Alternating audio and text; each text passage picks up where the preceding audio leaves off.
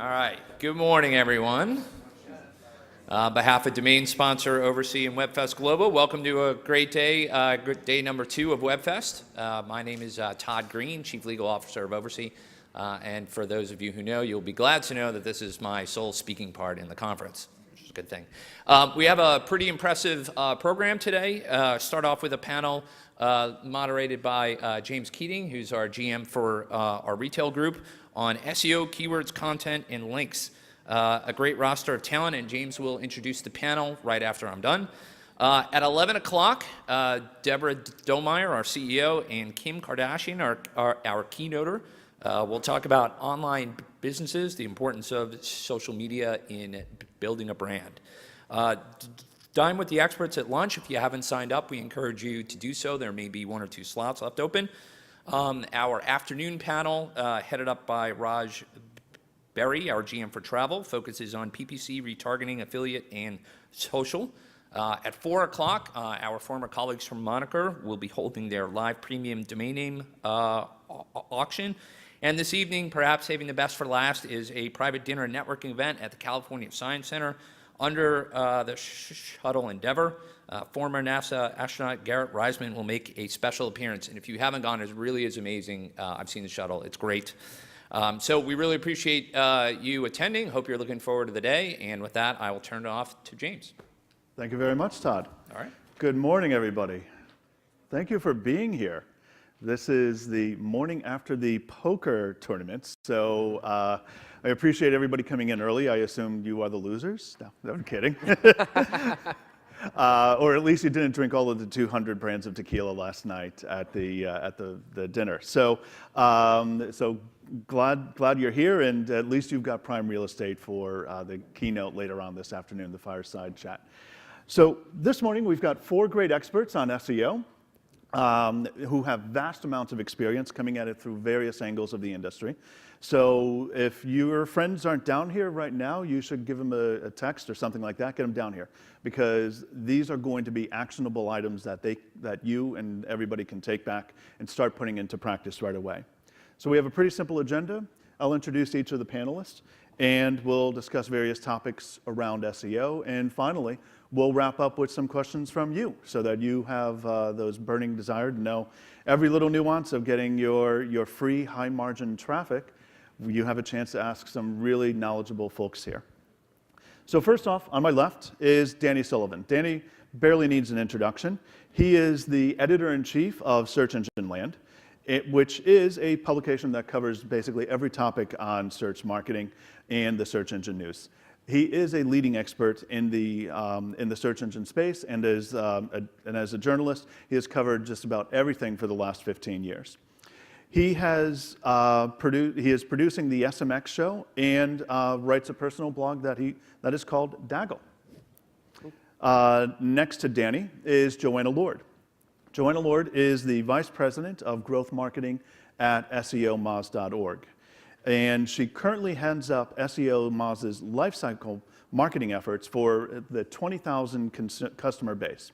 Very well known in the social media area and a frequent conference speaker, just like today. Her diverse experience in data analysis, performance marketing, inbound marketing, and retention program enables her to work on very actionable tactical strategies. Next to Joanna, we have Christian Neeser. Am I saying that right again? Yes. Thank you. All right. Christian is the product manager for SEO, acquisition, and optimization of MyLife.com. He is an expert, of course. Everybody up here is an expert. And he has managed SEO and link building campaigns on behalf of clients such as Scion Motors, Yahoo Health, Royal Bank of Canada. At MyLife, he's the people search and personal relationship management site here in Los Angeles that actually has over 400 million pages indexed by Google. And if you have been doing SEO, you know that's a tremendous feat, which generates millions of organic visitors each month while he focuses on the search optimization, acquisition, and optimization. And finally, we have Aaron Shear. Aaron Shear is the managing director, CEO of Boost Media. He has been personally responsible for about $4 billion of increasing revenue, so lots of knowledge here. He has worked with Zappos, RepairPal, Microsoft, eBay, Shopping.com, and my own site, ShopWiki, who has helped us grow our SEO efforts in the very beginning. And prior to his consulting business, he was a global director of SEO for Shopping.com, and also the CTO at SEO Inc., where he spearheaded optimization efforts with clients like IGN, Vegas.com, Sierra Trading Post, Sony, Archer Daniels, and on and on and on. The list just keeps going. So he's also worked at Inktomy and has managed client relationships with MSN, i1, Hotbot, and HP. Thank you, everybody. Thanks for being here. So why don't we kick it off with links? How about that? Everybody up for links? Heard of them. You heard of them? Joanna, thinking about links, links are good. Now they can be bad. What can you tell us about this? How do you go out and figure out? And there's just publishers in panic about this. Is there some kind of a tool you can use to? Yeah, I've heard of a tool. Let's start with a plug, shall we? No. Well, first off, I think you're going to hear a lot about links today. I think we're all talking, links, the panic that is out there on how do you know if you're getting good links, and if you start getting, if links that were good before don't count as much, what can you do? And what does that mean? Were you dinged? Were they dinged? Did they lose value? There's a lot of great tools out there to kind of look and see how authoritative are those links, how valuable are they to you, but I think you're going to hear a strategy in general, maybe, I'm assuming, on the panel today, where it's kind of like more about what you're putting out there and how valuable that can be and how novel and useful it can be, and then the links will come, and you won't have to worry as much about if the links were bad or if they're going to be devalued or if you're going to get in trouble with certain people or certain companies. But yeah, we have Open Site Explorer, if those in the room haven't heard of it. There's also other great tools out there. Majestic has some great link tools. And I think that an SEO's job is still to get great links, but I think that how you do it has changed, and you're going to hear a lot about that today. So. Yeah, it's definitely much more difficult to get links. But I mean, there's and Aaron, any thoughts on how to get links these days? I mean, there used to be some old tactics. Now, there are definitely some old tactics that you and I both know worked pretty well. But I'll give you really good examples with depending on the customer. Like with Zappos, for example, I went and created a program where we would pitch bloggers in the fashion industry, and basically I would offer them a $100 carte blanche gift card on Zappos in order to buy whatever they want, and just simply ask that they write about the experience, whether it was good or bad. It was a gamble, and that sign of good faith turned out to be quite powerful, as well as other avenues. We basically abused Twitter quite dramatically, and that worked actually very well. But the entire culture of that company, everyone from the salesperson all the way through to the developers interface with the customers. Every single employee in that company gets on the phone during the holiday season and does customer service, takes orders, becomes a part of the business. So getting everyone involved when you have thousands of employees to use made my job that much easier. So the key is to use every touch point. Anything you can get your hands on. I mean, realistically, if you're going to go down a path that's not very logical, it's going to be very difficult to do without causing a lot of problems. Yeah. No, it's, and I don't know if you guys, and at ShopWiki we see a bunch of, in the sites that we link to now writing saying, hey, take down the links to our site. I mean, you must see that a lot too, Danny. I mean, you. We've gotten a couple of those. It's been pretty disturbing that people feel like they need to do that. I'm sort of curious, how many of you are familiar with the Penguin update that hit last year from Google? Penguin? Anybody want to fess to actually being impacted by it? You know, the difficulty is that the search engines have viewed links as votes. And so everybody's taken all these years to trying to figure out ways to pick it and get all these different kinds of votes there. And the Penguin update was really this crackdown on, well, we're going to even further decide that if you've bought votes or you've been trading votes or you've been in some kind of a linked network or you've been doing all these things that we've let fly under the radar, we're not going to allow that to happen any longer. And the difficulty is it caused a whole lot of paranoia with a lot of people where they started deciding, well, I guess I just need to get rid of all my links. You know, and the reality is there are plenty of sites that if you've got links that are from them and they're good links and you're happy getting the link, you don't want to be asking people to take that stuff down. I did an article on people who are asking StumbleUpon to remove their links, and it's like, why? I mean, StumbleUpon is about showing sites and linking to sites. That's what it's naturally designed to do. So that kind of link is good. I think it's when people would turn to things like, you know, article websites, I should say article websites with air quotes, where the idea was, hey, we're a website that's all about where people can read articles. Nobody was going to the website to read articles. The people who were going to the websites were people who were posting articles, because you could do it without any kind of a barrier, in order to get links back to your own website. So there wasn't a value to that site beyond being a link building resource. So. Yeah, and the panic is just out there all the time. It's you know, if there's one message we could send is please chill out, you know. Something we talk about, like we have a Q&A forum at SEO Moz, and we get asked a lot about, I mean, like really stressed up, like should we do this? And they've like come up with this crazy plan. And what you said about natural link portfolios, like I think sometimes you kind of have to say, have faith in Google's and their knowledge and what they see and what the trends are, what the patterns are. They've seen this. This is their data. They know how to do this, right? Like Matt and his team, they know how to do this. They know what a natural link portfolio looks like, whether it be some great ones and a certain percent that is bad or a certain percent that is really of no value because they've been at it for so long. They know that, you know. Right. And I think that you have to have faith in that and not be so panicked that you need to sculpt it a certain way, because that's the exact opposite of what they're looking for. And a thing to keep in mind is that unless you have either received a message from Google that you have an unnatural link issue, or you saw a dramatic drop around the time that we had the Penguin 1, 2, and I think we're up to a third update, you know, where they did that. Unless you saw, you know, that they have said we did this Penguin update, we pushed a new refresh.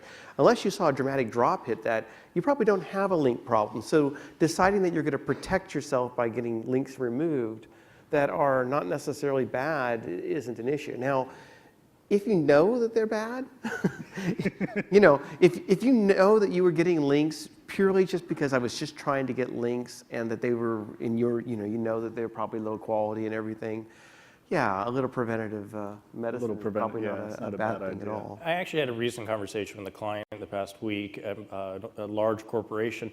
They received a message, but they have over 800 million pages indexed, and they saw no change in traffic. And now they're putting every resource they have into cleaning up links. I'm like, unless you saw something happen, those messages are automated. They're for every particular size site, and it's all about percentages. Everything is math. Yeah. Don't overreact when it's not necessary. Yep. Go. Yeah. If I may, so I would add to that if you do get the message from Google, I would still take some time to look at your backlink profile and see if you can see some really blatant issues that jump out and see if you can address them. So for example, I've seen situations where I look at the backlinks and look at what keywords are being used to link back to the site. And then you notice that you have 98% use the same keywords. And then when you look further into it, you realize the 98% comes from just a handful of sites that have a site-wide link with that keyword. So you maybe be able to reach out to 3 different sites out there that have the site-wide link with that exact keyword that is probably getting you in trouble. Remove those 3 and you might be, you have improved your backlink profile tremendously just by doing that little step. And Penguin was an algorithmic update, so like a re-inclusion form, like that wasn't going to work for Penguin when your site was affected. I mean, they had a Penguin feedback form, I think, in Webmaster Tools, but it wasn't like a manual update. It wasn't like a filter they applied. So, you know, that panic that was happening when people were like, I'm changing everything, I'm dropping all the links, and I'm going to go and I'm going to like, get back in their good graces. And you're kind of like, that wasn't the best strategy to do.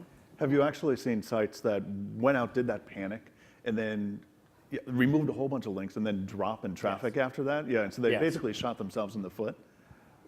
Yeah? Yeah, and they still haven't recovered from it. Yeah. Are they trying to go back out and build links now to go the other direction? Or are they just completely clueless? They're pretty clueless. I can't say who it is, but they're very, very big. And very, very clueless. I would also suggest that you look at your site and see, like I've seen situations where Google has penalized a section of a site. And then you can kind of figure out what actually, all of a sudden you realize this section has no more PR ranking. It used to have, everything else has a PR 4, and then this section has nothing. And then you look at indexing and you realize nothing is indexed in that section. Well, Google was kind enough to just punish a section of your site. And then you can look at, well, what kind of links are pointing to that particular section and start working there a little bit. And that's where, I like the kind enough to only punish a part of your site. No, that was kind. They could have just yanked Exactly. the whole thing. So that was kind, I thought. so you got a baby penguin. I'm kind of an idealist. I think maybe us SEO moms, we are maybe too naive about it, but like also spend as much time focusing on putting great resources out and great things to move forward as you would Yes. looking back and tweaking and researching and just trying to address like the problem. Like maybe that's a little idealistic on our side. I don't know. But I think that leads into the other thing about how do you get the links, because it is really hard to get good quality links. And when we did the SMX Advanced show last year, I do this talk with Matt Cutts, and he does these 30-day challenges, and he's pretty known for it. And I said, well, my 30-day challenge for you is I want you to go out and build links for a website, because I don't think you have any idea how hard it is to go get links. I mean, Google will say, well, you just get links, and it's great. And it's like, no, I think you should find some little small nonprofit that doesn't have any great, everybody would want to immediately link to it type of thing, and see what it's like to try to write to websites and say, do you want to link to me? Will you link back? Or should we do that sort of thing? Yeah. But I do think that there's a huge boost that people have in terms of social media. And you can get into the debates that, well, the Facebook links aren't going to count back to you, and Twitter puts a no follow on some of this stuff and whatnot, and how some of that stuff actually can translate into links that have credit, depending on how they get put on other things. But I think the point is that social media is a very easy channel for you to quickly acquire all sorts of links, some of which may give you credit, but also to get in front of human beings who may decide to then further extend those kinds of links that are out there. And really the core of being successful on social media goes back to that tiresome thing that everybody just keeps saying over and over again, which is have great content. So you can go around trying to get all the links and put all your effort into that, or you can have this great content that, everything good starts to flow in from that. And on great content, I mean, that's also another tough thing to build. I mean, how do you do the old content farms are obviously dead. eHow is surviving, but and like I looked at Mahalo's traffic recently and just plummeted. I mean, they used to be bigger than our site. Now they're a fraction of what we get today. But I mean, Christian, that must be something that you face a lot of troubles around, getting great content. So I personally think the challenge is not so much about creating great content, because you have control over that to some degree. You can do research, you can find interesting topics. I think the challenge is, or the myth I would say, is that you can just create great content and everything happens from there.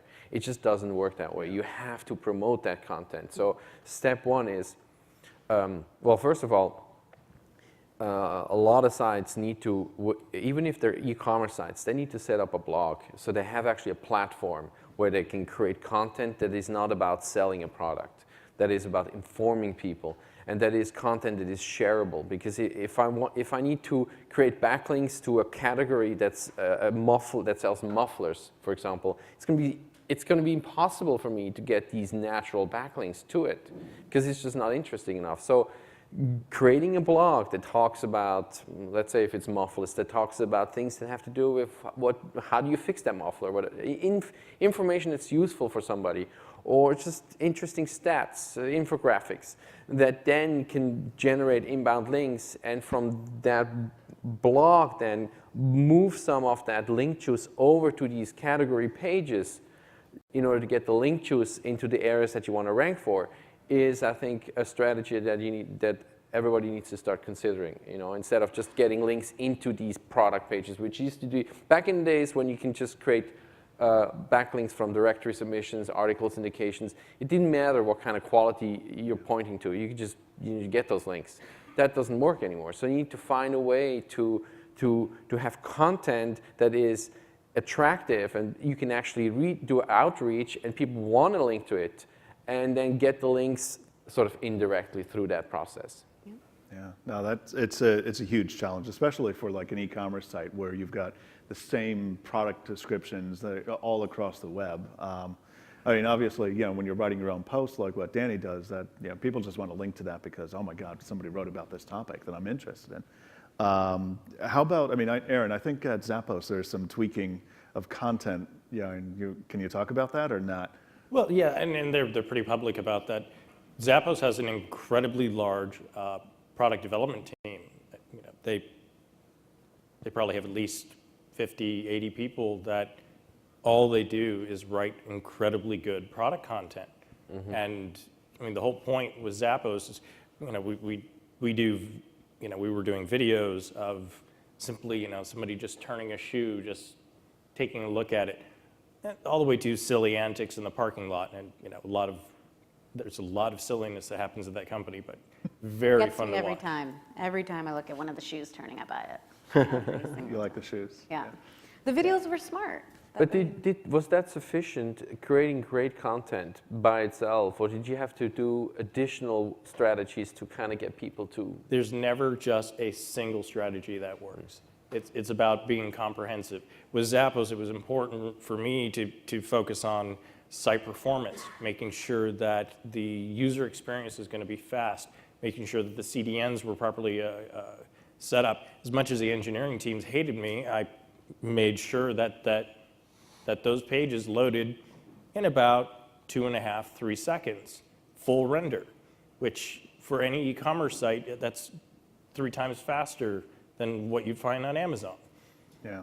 And our engineering team hated you too. Oh, yes. Do that. Yeah, there's a lot of people in your team that disliked me, but it worked. It worked. It works. Speed is good, yeah? I mean, absolutely. When it comes to like, great content strategy or great site performance or great UX, I mean, that's all on an SEO's plate now. Yeah. Like our SEO, Ruth Burr, she's awesome, but she is in every single meeting. And it's not, like, it's great to have her for the double checking, like, oh, we could do a subdomain or a subfolder. We can kind of choose now, right? More than we used to think we could in the past. But she also is the voice of like, we're gonna have to run that by the UX team. Like, we're gonna have to double down. And what you wanna do is not gonna, that page is gonna take forever to load. Like, she is constantly in every meeting reminding all of us that there are standards that we're kind of unaware of. And I'm not so sure if that was totally all on an SEO's plate before some of these updates. Maybe that was someone else's job. Yep. So, I mean, I think that that's part of what is the reality moving forward. And that's why SEO is harder and harder, but also if you do it all right, easier and easier in a lot of ways, I think, for the right sites.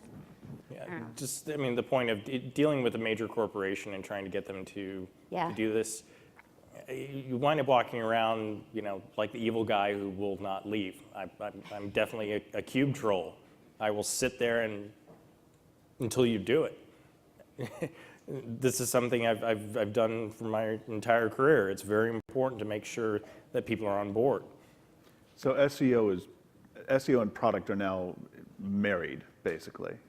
Yes, especially in an e-commerce situation, it's critical. Yeah, I mean, someone to look up for those like listening. Jess Bowman does a ton of great resources on how to evangelize SEO in-house and like the full spectrum of what SEO means. And that's kind of like, she gets a ton of leads. I mean, she does have an agency, but like it's all about how do I get people to do what I'm asking them to do, and it involves so many teams. It's cross-departmental. Yep. It involves resources. You have to put money up front. I mean, these are hard conversations to have, but you can get nowhere near where you need to be if you don't have them. Jessica and I have worked together in-house, and I've seen her at work. She's very, very good. Yeah.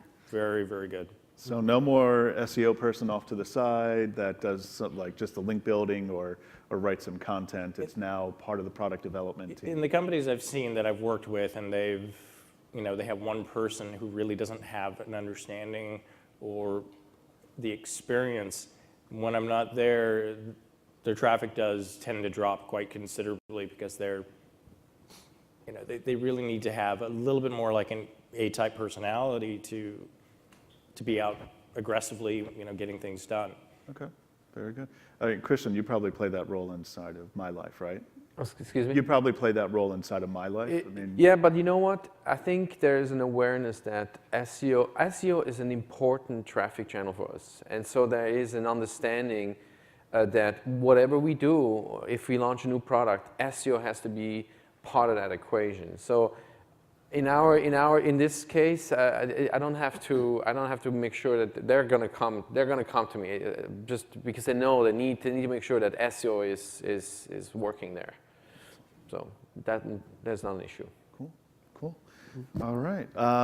So yeah, and how about along the topic of keywords? I mean, we've covered a little bit of content. We've covered a little bit of links. The panel is called Links, Keywords, Content. So initial thoughts on keywords. You want to kick us off, Danny? I mean, can you go out, find keywords, and then just start writing around that to try to rank for them, or is? Well, I think the important thing to understand is that keywords is just shorthand for the language of your customer. I mean, that's why we're interested in what are the keywords people are searching for. It's because what your customer is saying. I mean, that's what's so great about search is that there's not really another medium where you can find and tune in to people telling you exactly what they want, short of, say, a Yellow Pages, if anybody still has them, that you can go through. I mean, people are literally telling you what they're looking for. And so, for businesses to succeed, it's understanding that you're speaking back to them in that language. And so it's still common that you'll find companies that will write in the language that they use internally for a product rather than the language that people are actually seeking.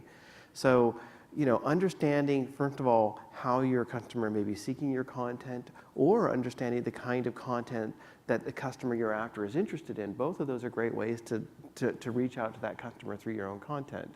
And then that's where the keyword research goes into it, where, yeah, you still have the resources to try to figure those things out. Absolutely. How do you find the right keywords then? I mean, if you're looking for the keywords that your customers are using to search with, how do you go out and find those?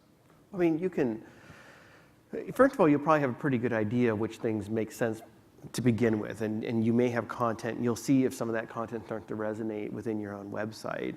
You can also then turn to paid search to quickly discover it, right? If you start running some ads using terms that you're wondering, well, is this what my customer is interested in or not? You start running ads for those terms, sending them to landing pages. I mean, it's like instant feedback. You'll tell if they're converting or not, and then that may give you a sense of, right, they really like this kind of content. I need to start doing more of this sort of stuff out on the website. Hopefully I can tap into it off of SEO as well. Yeah.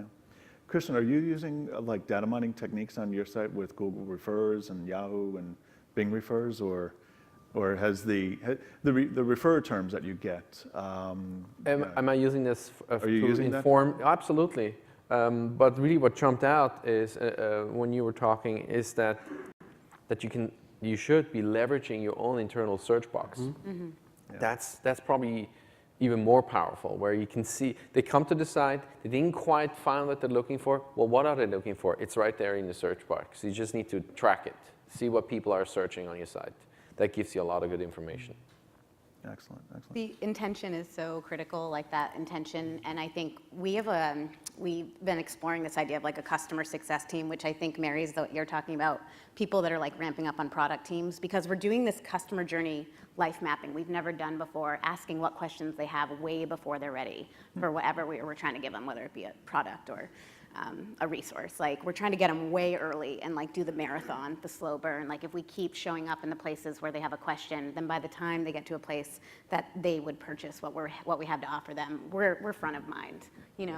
Or we have them in a retargeting bucket. I mean, when you start combining your performance with your organic options. But I think that intention before might have been like, what were they looking for when they needed us? And we're trying to get them before they need us now, which is all leveraging all that information. Surveys on site, internal site search.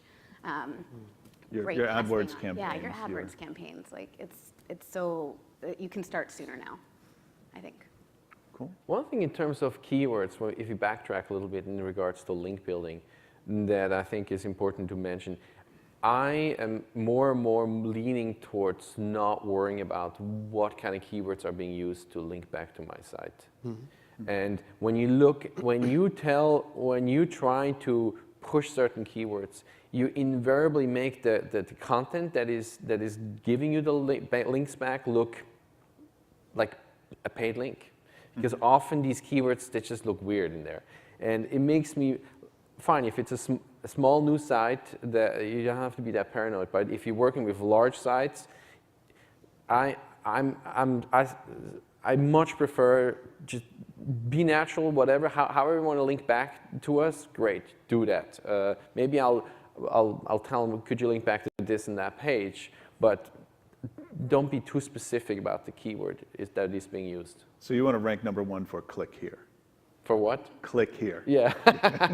Well, Although that's been the joke, because after Penguin, a lot of people were like, wow, I want to have a diversified link back profile. And it really was the joke that, yeah, click here is fine. But, way back when I first started writing about this and I would talk to the search engines, some of them would be saying that it wasn't just the words that were in the links, it was the words in or near the links. And it's pretty straightforward to figure out that there are lots of links out there that don't have useful words. So how do they then determine whether or not those links should count towards something? And having the exact anchor text, sure, that would be great. But really, you just want the link. Yeah. And you can kind of leave it to the search engine to see if they're going to figure out ways to determine what that link is going to be interpreted as being relevant to in terms of words, because they've got lots of analysis that they can be doing. Cool. Is there like an optimal balance? I mean, there's homepage links and then there's deep links.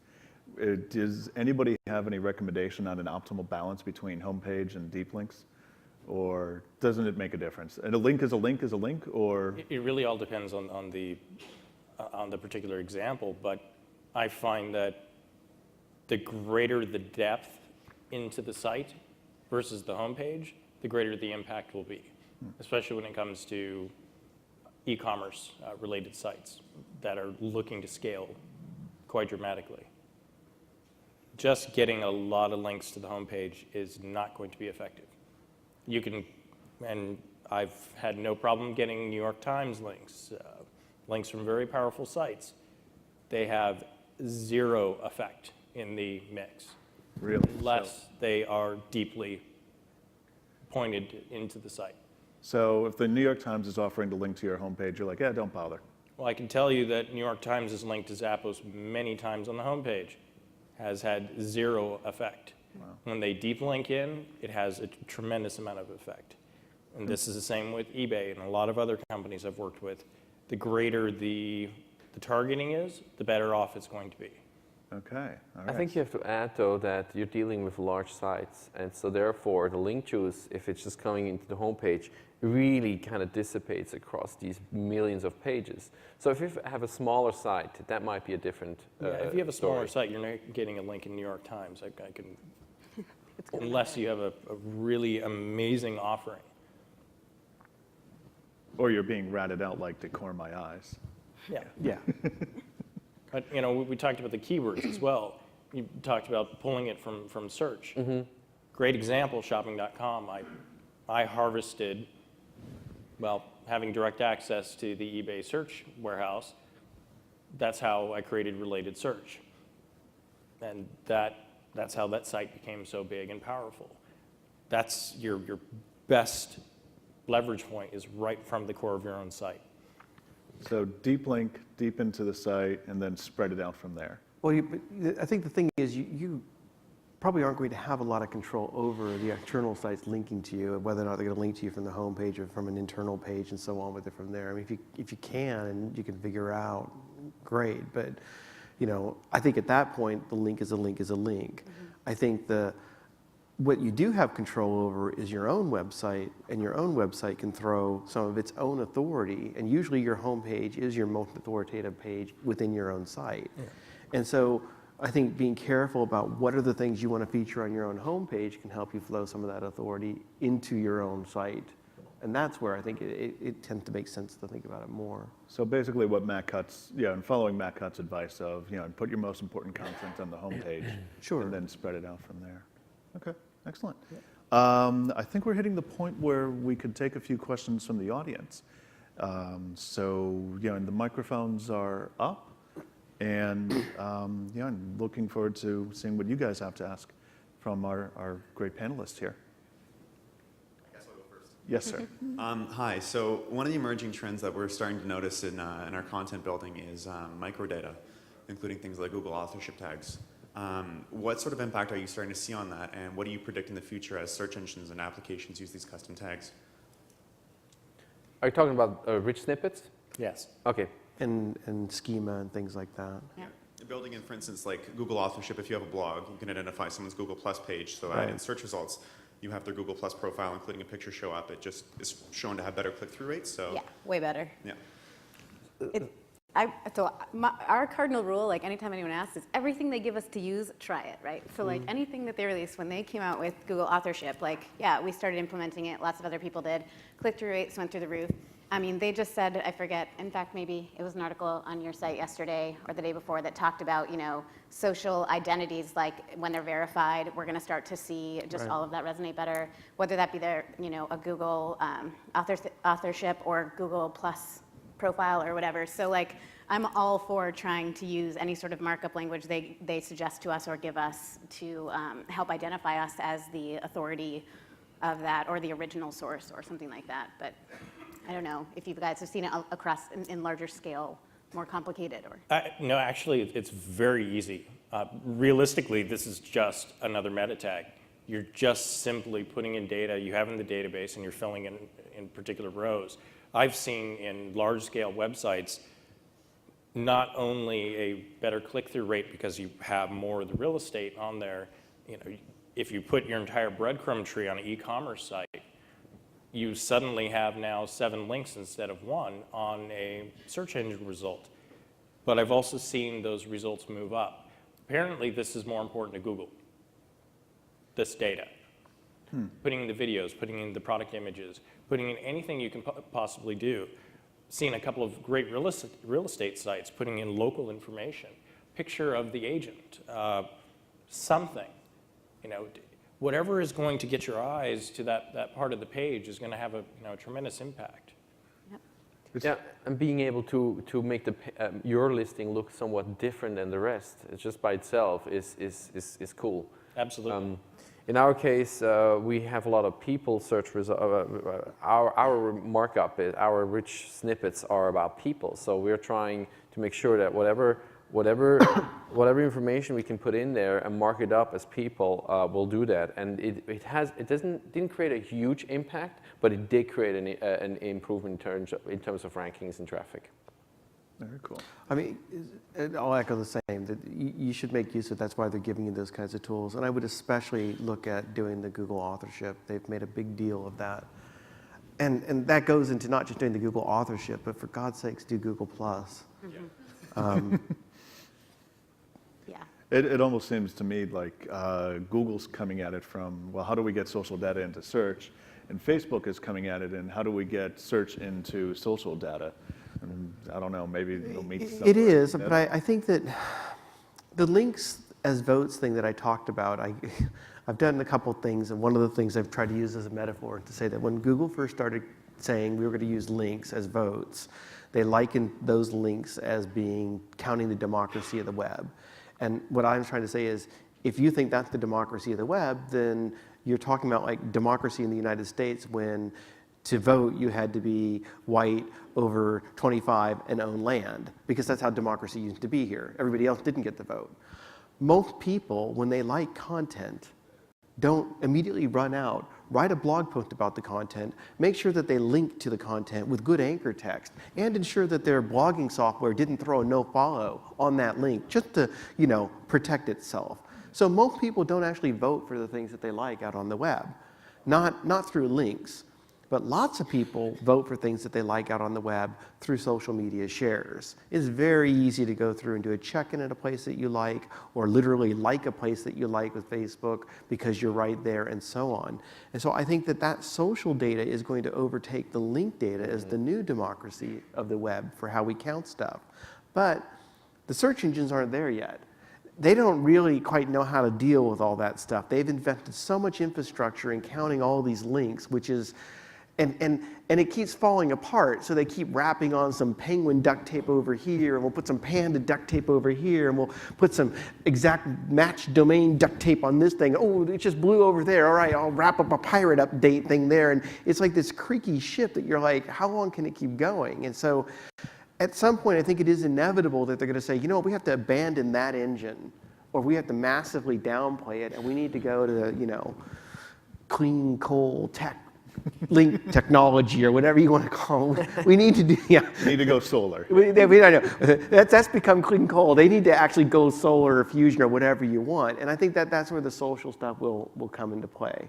And part of what you see with Google Plus is indeed that wow, you know, social probably is useful to us. Oh, but Facebook doesn't like us very much and won't give us the data. And Twitter used to like us, but we got a little fight with them, so now we don't get their data anymore directly. So I know, let's just create our own social network and get our own social data, and then we have our own ballot boxes, and we don't have to depend on other people. Makes sense. Makes sense. Best tangent ever. Well done. Thank you. Google Dana Plus, gets a special applause. Google Plus is the future for sure. You have to invest in it. Yeah. Yeah. Yes, sir. My company has a number of different sites which we all try to market independently. There's a lot of SEO companies out there. I mean, there's millions of SEO companies, and I reach out to them, and a lot of them guarantee like first page results, you know, and some of them are like those are the good ones. $250 a month, and some are $10,000 a month. So how do you kind of, you know, decide who to go with? Being on both sides, having been on both sides of the aisle, so to speak, I can answer that question. So the first thing I would ask them is, show me what you do in terms of link building. Show me your link building strategy. What is it you do? And they'll send you something. I prefer even to get them to show me a link report and see what that looks like. Get them to send you actually what they do for clients. And then look at those links. Now it gets a little trickier. Then you have to kind of look at those links and be able to determine, are these actually good quality links or are they crappy links? And what you have to determine, are they still doing the old school directory submission, article syndication, social bookmarking type of link stuff? And if that's the case, you probably want to move on. Or are they moving to what I would call content marketing SEO strategies, where that resembles a little bit more of what a PR person would be doing, where you again create really good content and you do outreach, you get other sites to want to link back to you. You create, you do guest blogging outreach, where you create great content that you tried other sites to use. You do infographics. Stuff like that, and have them show you a report of what they've done in the past for other clients. And if they seem to be going in that direction, the content marketing direction, you probably have a better chance to have a successful strategy. And then if it's $1,000 a month, it's probably not going to be good, because this stuff takes a lot more time than what it used to be, where you can just get 1,000 directory links. That was cheap. This new strategy takes time. It takes people to do outreach. It takes a team to do all kinds of stuff, and it's not going to be cheap. So $1,000, I think, is not possible to get quality. You can't even bear this on money, because I process some things, and the world will charge you $250,000 for an audit and not put the team resources in there and run their own automated tools. I've been on both sides of the fence. The best recommendation I can give, and the one that makes every agency very uncomfortable, talk to the clients, get the referrals, find out how they're actually working in the world. Because if they can't interface well with you and they can't successfully scale up, they're not going to do anything for you. So stay away from the Expresses of the world that charge $250 a month to submit your site over and over again. We do have some good resources too, like on our blog, just because we used to be in consulting, we exited consulting, so a lot of people ask us for who to go to now. So we have a video about it, a checklist about it, a recommended list, which has some good, options on there. Remember, your recommended list is based on your own team voting in there. It's not. Oh, absolutely. So, It's curated. So it's people that we've worked with that like we would suggest. But I think too, for us, like the referrals, I think is really big, and we always suggest people do that. And if people won't, like you're saying, give you a report or give you part of their strategy, they use that idea like we're not going to give you our secret sauce before we like you sign us up, then you know that they're no good, because prospecting tools are super easy to use. You know what I mean? And it's not going to cost them anything to do it. So The strategy should be transparent. Yeah. Yeah. If they offer you a guarantee, oh yeah. walk away. You know, the doctor on Downton Abbey said Sybil would be fine. She wasn't fine. Sorry, but you know, I'm still struggling with that. But it's the same basic principle. You can't make a guarantee. So if they've cold called you, I mean, no. Emails that you get out of the blue, no. I mean, a really good SEO firm isn't spending a whole lot of time going out there and trying to harvest people in that sort of way. I think the money aspect is important. I think the money is almost secondary for you to think about if you were going through like, well, they're charging this. Set all that stuff aside and, you know, find out more about some of the things that have been suggested about the firm, what they're going to be doing. Goodness sakes, get the references, absolutely. And then go back and look at the money, because one of the difficult things I find when people start asking about money is that, yes, you can hire an individual who will do as good, if not a better job than a large company. It might be more expert on the SEO than a larger, big, huge firm that you're going with. But the difficulty is when you have a mismatch between, I'm a big, giant company that just hired 1 or 2 or a 3-person firm. That firm may very well not be ready to do all the client management that goes in part with what the big company wants. Hey, we need to have a meeting. We need to sit there and talk for an hour because all our executives need to have their hands held. We're not actually going to do any work, but you need to come out there. Oh, well, I'm charging you $200 a page. I don't know how to deal with billing you for an hour of my time where I'm not actually doing any work. A big company understands that's part of the costs that get built into it. So I like when you see like matches like, when you have a small business matching up a small company, medium-sized business, a medium-sized company, big company with big company. And you know, that's not a hard and fast rule, but that's why I think that you can kind of set aside some of the cost issues in that way. Excellent, excellent. Okay, another question, sir. Yeah, hi, two-pronged question. What is your view on the current and prospective power of keyword as domains as keywords, keyword domains or keyword-rich domains? And the prong 2 is, what do you think the effect of the vast expansion to the right of the dot is going to have on that? Thank you. So the exact domain match. Exact domain match, the power of it Filter. currently, prospectively, and the impact of the expansion of GTLDs to the right of the dot on the above. Thank you. So Google rolled out an update last year called EMD, which was exact match domain, which was, yeah, apparently exact match domains have been working better than we would really intend in some cases, so we're going to take that away. Anybody hit by that? You guys are all fine then. Anybody not want to admit they were hit by it? So it's always been the case that having an exact match domain may have given you a little bit of a benefit, but it was really much more coming off the content behind that. So I think more than ever, if you felt like just having a keyword-rich domain name is going to get you going forward, well, that was Domain Fest last year, and we're at Webfest Global this year. And I think that's an important shift that, that's reflecting some of the things you're seeing with that.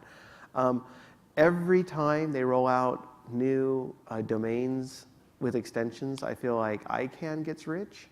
And a lot of people feel like they're going to get rich, but the search promises that are associated with those domains never fulfilled. And in fact, you've seen some of the opposite. And I can't remember which domain it was that actually the entire subdomain or the entire domain got banned by Google. I think it was .cld, yeah. It was like .cc. There was so much spam going on with it. Google said, "Oh, forget it. We're writing off that entire section of it." So I would go back to say, buy a domain name because it makes sense for your business, not because you think you're going to get a great, huge, wonderful search value out of it. And then you're not going to get disappointed, especially if you're backing that up with good content. Any of you see exact match domains get hit in So that update? we have a tool called Mozcast, which is just to be really clear, is just something we're playing around with.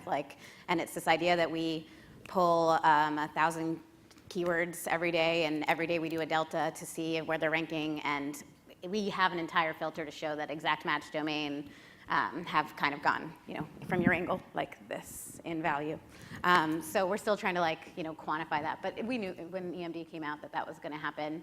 I think that for us, we have a lot of people still writing our Q&A forums asking is this the best domain? And then they list all these domains and there are all these different versions of exact match domains. And we're just like, what are you trying to do? What's the goal? If we were to give, feedback on this, what are you trying to do with this domain? Because it just, the intentions are wrong, kind of what Danny said. So yeah, I don't know if you guys have seen anything else. So buykatespadehandbags.com would be a Exactly. not great domain. The more hyphens you add to a domain name, the worse. Hyphens don't make it any better, but. I think what I could add is that if you buy an exact match domain and you want to rank for that keyword and you think, great, I have exact match domain, I'm just going to do some thin content around it and I'll get there. That used to work really well a while back and it just totally doesn't work anymore. So if you do the exact match domain, fine, it's going to maybe help you a little bit, but make sure you also build a real site, a real rich site with real content, real good stuff. Otherwise, the exact match domain itself is not going to hold it. So you think you could, if you build a real site around it with rich content, you can overcome the exact match domain filter, no? I asked the question poorly. Let me rephrase. So you might have an exact match domain. It might be great for a business, but it might be currently penalized by the exact match domain penalty. If you build a great site on it anyway, can you overcome the exact match domain filter from Google? Yes, I think the problem is that with the exact match domain is that people went to buy an exact match domain, they did really thin content around it, and the site ranked on the first page just because you have exact match domain, but the content within it was poor. Yeah. Because it's the domain name that carried everything. But the exact match domain in itself is not a problem. It's the fact that it's the exact match domain with poor content that's the problem. You probably saw a lot of exact match domains get hit by Panda. They were just Yeah, it's the exact match domain filter does not mean if you have an exact match domain, you're out of it. It's exactly like what Christian said. If you have an exact match domain coupled with bad content, that's when the filter is trying to kick in. Yeah. Right. So all things being equal, the exact match domain is an advantage, but all the other pieces have to be there. That's what you're saying. Yeah. Well, companies, I have a client, eBags, they would have been wiped out if that was the case because all of their bags are bags and they talk about bags and they would get bagged. So in all reality, it's quality versus garbage. I mean, where do you sit in the medium? At Ink2Me, we were dropping in all of these algorithmic updates, and they're just little modules. I'm guessing now that Google's been around for so long, they probably have 10,000 modules in there. They're active at the same time. They have the computing hardware to make it happen. Yep. Excellent. Thank you. Okay. Thank you. Yes, sir. First, thank you all for speaking and sharing such wonderful information. I've been involved with SEO since 1996. And when I first started, I was working diligently to impress Alta Vista and Yahoo and Lycos, and Google didn't even exist when I started.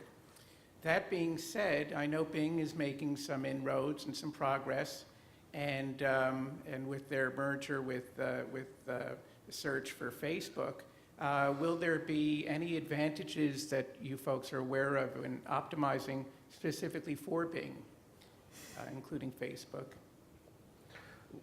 When you name all those search engines, I want to go, thank you for your service. Because you're such a veteran. For the most part, there's not that much of a difference between Google and Bing, with the key exception that Bing has a tight partnership with Facebook. So, and Google has no partnership with Facebook. So right now, if you're trying to do well in Bing, I would make sure that you're doing well with Facebook. Aside from that, all the rest of the stuff just kind of flown together. Bing has a few Bing unique things like Bing link pages that maybe you want to play with, and they may have some of their own schema stuff, and they have their own tools. But the general principles are about the same. And it's not like those older days where the algorithms were so different that, hey, I'm doing well here, but I'm not doing well on these other 4 or 5 types of things. So I better have my Alta Vista page, and now my InfoSeek page, and my Lycos page, and so on. I'll make one caveat with the exception of the e-commerce. When you have a lot of products, Bing won't pick you up. And I've had many conversations with them. They claim to be interested in this. I believe that they really want you to go through their inclusion system, so you pay for it. But that would be so against their whole Scroogled campaign. Sure. But you and I know a lot better dealing with them for many years. But and I've tried with dozens of major e-commerce sites, big name brands from Walmart, Zappos, Amazon, I mean, all over the board. No one is getting picked up. It's just not happening. And so if you're not seeing that and you're in e-commerce, don't worry about it. No one else is. One thing I would want to add is that I've seen a significant increase in ranking and traffic from Bing when I set up their webmaster tool. They seem to prefer, if you set up webmaster, you become a VIP or something. So set up webmaster tool in Bing as well, and as in in Google, of course. Yep. And the Bing Webmaster tool is actually pretty nice. Yeah, it's a good good platform. It's a cool platform. Thank you all so much. Okay. Yes, sir. Hi, good morning. Ken Hansen with .nyc. I think many of us in this room have experienced being penalized in a search engine update. And myself personally, I very often find, I understand, exact match is not enough. You also need to have good, compelling, interesting, fresh content. I don't necessarily have a problem with getting penalized, but when I look at the other sites that are still on that first page, really crappy sites with terrible content, and that's what makes it hard to understand. I'm not sure I have a question here, but is there, or that there's an answer, and that is there some way to address that? Is there some recourse? Is there some follow-up that you would recommend? Realistically, don't spend your time trying to attack other sites in the search engine. It's not worth it. There's much, well, there actually are ways you can do it, but I'm not going to tell you how. Bowling comes to mind, but and it still works. But realistically, try to be better than that. But if you're going to look at factors, look at the age of the site, look at the age of the domain. You see sites like Overstock.com that rank for keywords that they shouldn't be ranking for. Amazon, they have a lot of inherited time and a lot of inherited value that is been kept there. And it's kind of hard to see from the outside. Yep, I do. I think too, like, we get a lot of people ask us, they'll send in there and they're like, how are they outranking me, right? It's the #1 question in our forums. And I think you see these big updates, 3 or 4 or 6 big updates, and they hit 12% or 3% of queries, and it's this big thing. But Google said in like 2010 they had over 500 updates they did, and now they're publishing all these tweaks that they're making on an ongoing basis. You have to have faith that like this is an ongoing, this is all they do, what that team does, and they're trying to find it. But like there's so many factors that we kind of come back and say, stop looking to the above and below you. I think even my performance background has helped me there, because looking at who was ranking at first or third when I was second in AdWords was, less important to me as to like what I can be testing to get above them. And I think it's the same thing applies. Like if you spend all your time wondering why you're not ranking where you think you should be wondering, you're definitely not spending your time on all of this great rich content marketing and this great outreach and this press, PR stuff you can be doing. Could it just be the duct tape problem that was referred to earlier? And that is, that in some cases, the search engine is just not very good. Oh yeah, the search engines are not perfect at all. And so 2 things I'll add is that if you do want to take action against the website, there's a very safe way you can do it, which is to report them for spam. Google would love for you to do that. Some people have an issue with that.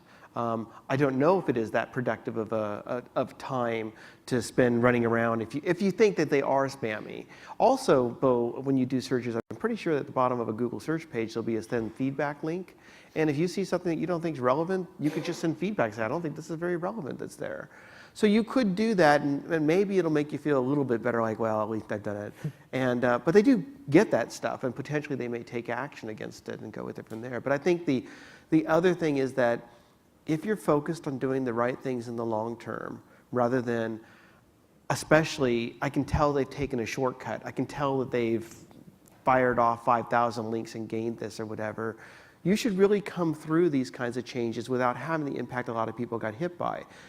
When Panda hit, a lot of people who thought the idea of SEO was, I buy a domain, I spend some money getting a whole bunch of links through this link network that only cost me a little bit of money, and my content is simply stuff that I've spun from other websites. That was their idea of SEO, and they got a really rude awakening. And a lot of those people are never coming back. But you've got a good website, you didn't even notice it happened. You know, it's like, what?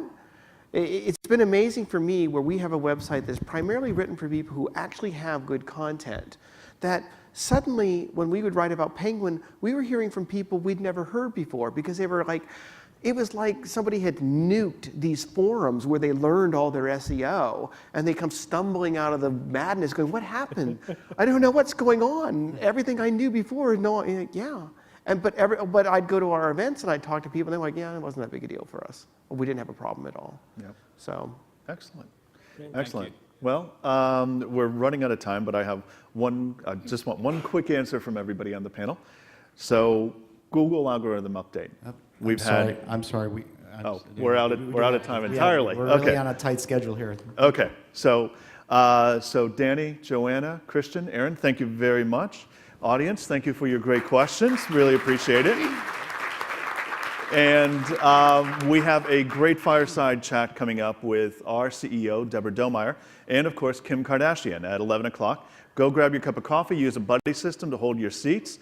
Please remember, no photos, no video while Kim is here. And thank you. 11 o'clock sharp, please. We're starting exactly at 11 o'clock. Thank you.